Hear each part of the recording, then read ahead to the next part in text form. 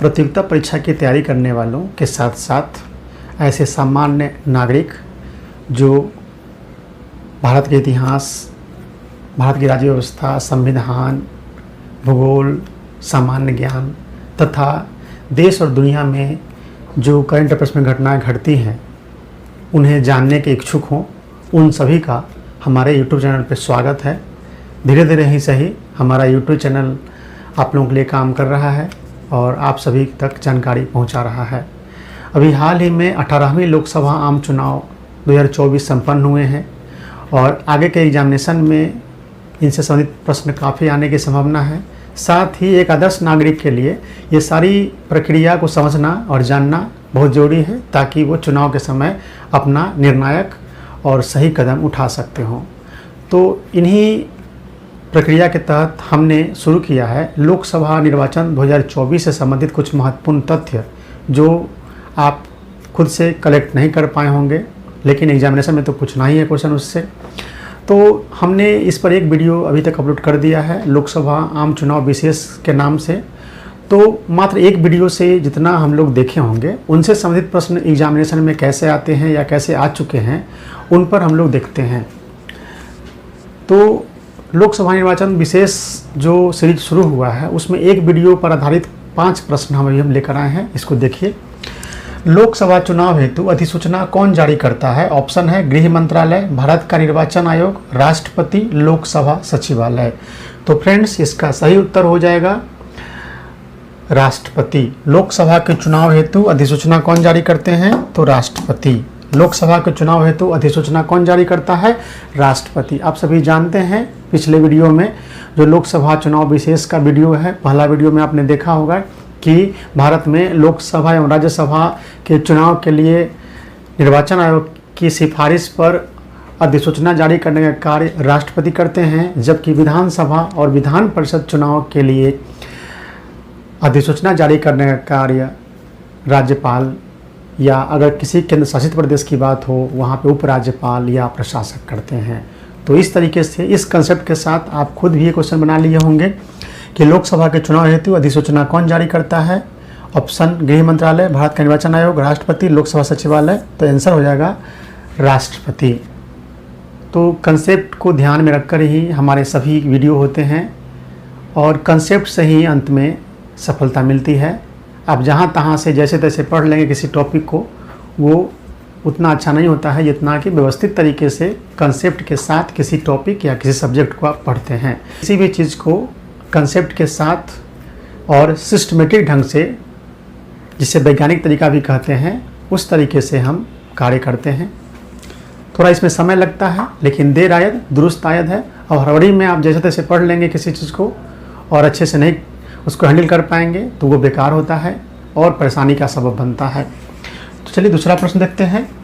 निम्नलिखित में से कौन राज्य विधानसभा के आम चुनाव के लिए अधिसूचना जारी करता है? ऑप्शन है भारत का निर्वाचन आयोग, राष्ट्रपति, राज्यपाल, राज्य निर्वाचन आयोग। अब तो इसका उत्तर आप लोग खुद दे सकते हैं। इसका उत्तर हो जाएगा राज्यपाल।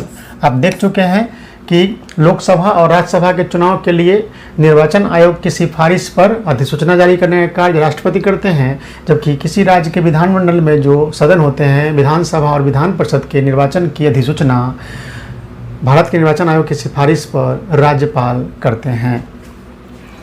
तीसरा प्रश्न देखते हैं।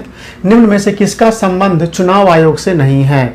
देखिए अभी ऑप्शन ए है चुनाव की अधिसूचना जारी करना, चुनाव चिन्ह का बंटवारा करना, चुनाव की वैधता का निपटारा करना, चुनाव शांतिपूर्ण ढंग से संपन्न कराना। हालांकि अब निर्वाचन आयोग के कार्य अभी हम नहीं आपको बताए हैं, लेकिन फिर भी आप जो पढ़े हैं निर्वाचन ये लोकसभा चुनाव 2024 विशेष का एक वीडियो, उसी से ये प्रश्न बन जाएगा। क्योंकि आप जानते हैं कि चुनाव की अधिसूचना जारी करने का कार्य निर्वाचन आयोग नहीं करती है, बल्कि यह काम राष्ट्रपति या राज्यपाल करते हैं। तो इतना ही मात्र कंसेप्ट से ये क्वेश्चन बन जाता है। चुनाव चिन्ह का आवंटन बंटवारा तो चुनाव आयोग ही करते हैं, चुनाव की वैधता का निपटारा करना चुनाव आयोग ही करते हैं, और चुनाव शांतिपूर्ण ढंग से संपन्न कराना इसका जो है ये भी काम चुनाव आयोग का है, लेकिन चुनाव की अधिसूचना जारी करने का कार्य चुनाव आयोग का नहीं है, बल्कि चुनाव आयोग की सिफारिश पर चुनाव की अधिसूचना जारी करने का कार्य राष्ट्रपति या राज्यपाल या उपराज्यपाल या प्रशासक करते हैं। फ्रेंड्स, तो इसका सही उत्तर हो जाएगा चुनाव की अधिसूचना जारी करना, क्योंकि चुनाव की अधिसूचना जारी करने का कार्य भारत के निर्वाचन आयोग का नहीं है। चलिए नेक्स्ट प्रश्न देखते हैं हम लोग। भारत के निर्वाचन आयोग ने कब बिहार विधानसभा 2020 के आम चुनाव के लिए प्रेस नोट जारी किया है? ऑप्शन है 23 सितंबर 2020, 24 सितंबर 2020, 25 सितंबर 2020, 26 सितंबर 2020। उपयुक्त में से कोई नहीं, उपयुक्त में से एक से अधिक। देखिए ये क्वेश्चन पूछ चुका है 66वीं बीपीएससी पीटी एग्जामिनेशन 2020 में। तो फ्रेंड्स, इसका भी कंसेप्ट हमने दे दिया है कि लोकसभा या राज्यसभा के चुनाव की अधिसूचना जारी करते हैं राष्ट्रपति निर्वाचन आयोग की सिफारिश पर, और उसके बाद अधिसूचना जारी जब हो जाती है तो भारत के निर्वाचन आयोग चुनाव की तिथियों का ऐलान कर देता है। तो अधिसूचना जारी होना निर्वाचन प्रक्रिया का पहला स्टेप है, और निर्वाचन आयोग के द्वारा निर्वाचन की तिथि घोषित करने का जो कार्य है वो सेकेंड स्टेप है। ये क्वेश्चन पूछा जा रहा है 2020 में एग्जाम हुआ था, उसी समय बिहार में विधानसभा चुनाव हुए थे, तो उसी से संबंधित क्वेश्चन है। देखिए कितना कंसेप्ट के साथ अगर पढ़ लेते हैं किसी चीज़ को, तो इस तरह के प्रश्न हैंडल करना या इस तरह के कहीं से तथ्य आता है तो उस पर ध्यान देना आपको आ जाता है। तो 2020 में विधानसभा का चुनाव हुआ था, तो उस समय चुनाव आयोग ने तिथियों की घोषणा की थी, और तिथियों की घोषणा करने के लिए चुनाव आयोग प्रेस कॉन्फ्रेंस करता है, तो वही डेट पूछ रहा है कि किस डेट में ये चीज़ किया गया था। तो इसका सही उत्तर हो जाएगा 25 सितंबर 2020 में। देखो फ्रेंड्स, ये एग्जामिनेशन दिसंबर 2020 में हुआ था, और बस 2 महीना पहले ही इसकी अधिसूचना जारी की गई थी, और वो डेट पूछा था एग्जामिनेशन में। तो अगले एग्जाम में ये पूछ सकता है कि लोकसभा आम चुनाव के लिए निर्वाचन आयोग ने कब प्रेस नोट रिलीज किया? तो इसका उत्तर आप जानते होंगे 16 मार्च 2024 को। तो इस तरह के क्वेश्चन पूछा जा सकता है अगले एग्जामिनेशन में।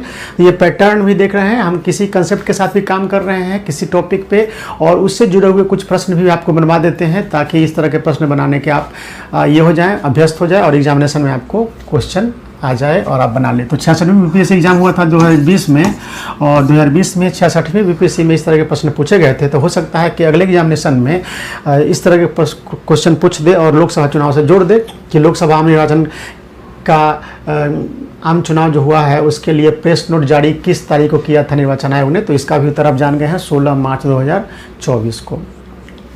तो ये 4 क्वेश्चन आपने देखा। 5वां क्वेश्चन देखिए, चुनाव के समय किसी चुनाव क्षेत्र में चुनाव प्रचार कब बंद करना होता है? इसको भी हमने कंसेप्ट के साथ बताया है।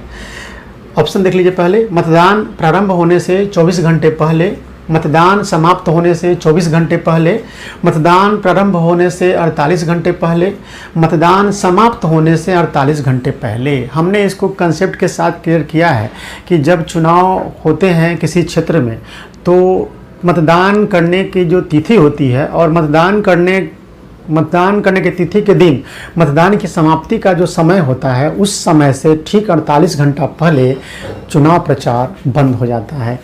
जैसे मान लीजिए कि 19 अप्रैल को चुनाव है और शाम 6 बजे तक चुनाव है, तो 17 अप्रैल को शाम 6 बजे ही चुनाव प्रचार बंद हो जाना है, और हो जाता है, हुआ है। तो इस तरीके से इसका सही उत्तर हो जाएगा मतदान समाप्त होने से 48 घंटे पहले चुनाव क्षेत्र में चुनाव प्रचार बंद करना होता है। तो इसका सही उत्तर हो जाएगा मतदान समाप्त होने से 48 घंटा पहले।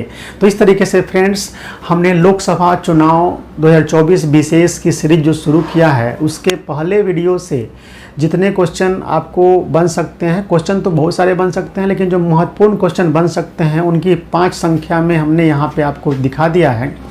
वो वीडियो अगर जो लोग इस वीडियो को देख रहे हैं और वो लोकसभा चुनाव 2024 विशेष की पहली वीडियो नहीं देखा है, तो उसे देख लेंगे और फिर ये क्वेश्चन सोल्व करके देख लेंगे, तो तैयारी काफ़ी पूर्ण हो जाती है। फ्रेंड्स, किसी भी टॉपिक को अगर हम डिटेल से पढ़ लेते हैं और उसके बाद उस पर आधारित क्वेश्चन बना लेते हैं, तो एग्जामिनेशन के लिए काफ़ी प्रैक्टिस हो जाता है। आपको हम सामान्य अध्ययन और करंट अफेयर्स में गाइड करते हैं, और ये सभी एग्जामिनेशन के लिए समान रूप से महत्वपूर्ण है। जिस एग्जाम में भी सामान्य अध्ययन पूछता हो, करंट अफेयर्स पूछता हो, उन सभी एग्जाम के लिए, एग्जाम के अभ्यर्थियों के लिए हमारा वीडियो, हमारा चैनल काफ़ी मददगार होने वाला है।